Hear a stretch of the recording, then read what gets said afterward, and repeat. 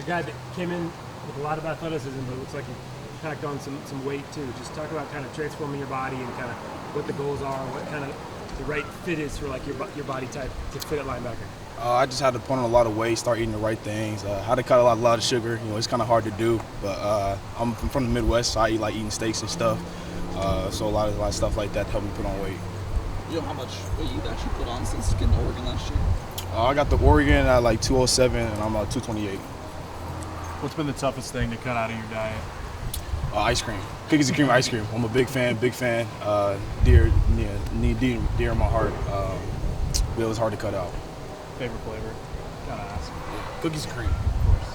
Yes, sir. Yes, sir. How different does it feel on the field with that added weight? I mean, you still feel as athletic as you've always been, and how different does it feel when you're in the trenches to have that little extra weight behind you? It feels good. I feel like I'm not getting thrown around a lot this year. But it's all good. Like I feel like with my athleticism, I can hold the weight. Working with the strength cath and the nutrition staff, like they help me put on the right weight, not just bad weight. So I feel good when I'm out there. Do you feel like you've done that without losing any speed? Yes, sir. Yes, sir. Where do you think your game has grown the most since coming to Oregon? Just understanding football. Coming from Nebraska, like you don't really understand like true football. Especially with defense like this, with a lot of guys that's from the league, you understand like in and out of football, like what offenses are doing, like zone drops, like actually what football's about. So. Several of your teammates have been singing your praises and saying you've been doing a good job this fall. How do you evaluate yourself, and how do you feel like you've done these last couple of weeks? I feel like I've been doing okay, but there's always something you can improve on. Highs not too high, lows not too low. There's always something you can get better at. I want to do my part to help the team win championships this year. Are there a few things in particular that you're like really honed in on right now, trying to improve? In-box footwork. Really just, like I said, just getting football knowledge, you know what I mean? Just trying to understand more and more as I learn, as I go on. Coach Landon's coached the defenses with some really great inside linebackers. What's it like to run from him, to be in a position like that in this defense, and be a guy who can potentially sort of carry the torch in the future? It's been really interesting. He's a mastermind in the defense. Like I said, coming from like Nebraska, you don't really learn like ins and outs of like a defense like that mastermind. So it was really a culture shock. It took me forever to learn it.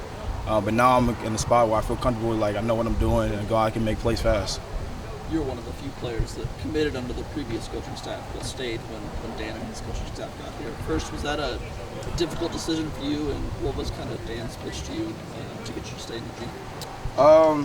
Yeah, it was a difficult time. Around that time, when Cristobal left, but I feel like this was the home for me no matter who was coaching me. So I was going to slide. I was going to be here no matter who was coaching me. But when Dan Lanning came and I knew he had mastermind, he's going to bring the guys that he brought in, the defensive mastermind, me being the inside linebacker, he's going to help me reach the goals and the goals for the team where we want to go. Working mainly at money or back? Really both. I got to learn both positions. I mean, both players, best players plays when you know the most on the field. So. You know, you work at Jack or? No, money and back. No, I'll leave that for the big boys. You have a preference for money and back? No, not really. I just feel like I'll do whatever I do for the team, and if that's money or Mac, where I feel like the coaches put me, so I'll do whatever. It's like playing with a guy like Jeff, and just the experience that Jeff has, and the leader that Jeff Foster is. Just kind of, what kind of a role model is he? He's a guy that helped me learn the defense. Like last year, I used to sit next to him in meetings. He's the guy that helped me kind of learn the defense, and I can't wait to be out there and ball out with him this year. We've asked a lot of players who the fastest players on the field or the team are this year. A lot of them mentioned you. How do you feel like that speed really sets you apart in this defense? The boys know who the fastest is. That's me. I think I'm the fastest here. But I think it really does help me when I'm on the field to make the plays that I make when I'm out there. If it's not you, then who is the fastest guy on the team? If not me, I say Roger Pleasant, the freshman, or I'll say Tez Johnson. You mentioned being from Nebraska. Obviously, last week of news and Big Ten move. Not sure when you came out here if you ever thought about playing close to home and the opportunity that's going to present. Like, what does it mean to you that you'll be here where chances are you'll probably get a chance to play at Nebraska at some point in the rest of your career? I never thought I'd, go play closer to home. When I decided to come out here, I never really thought I'd be playing close to home at all. I think the closest, when Colorado was in their conference, that was probably the closest I was going to get home to. It would be pretty cool to, see my family more often, when we travel for games to go down there. But, that's not really my focus this year. My focus this year is, focus what I can do for the team, what we can do for this year.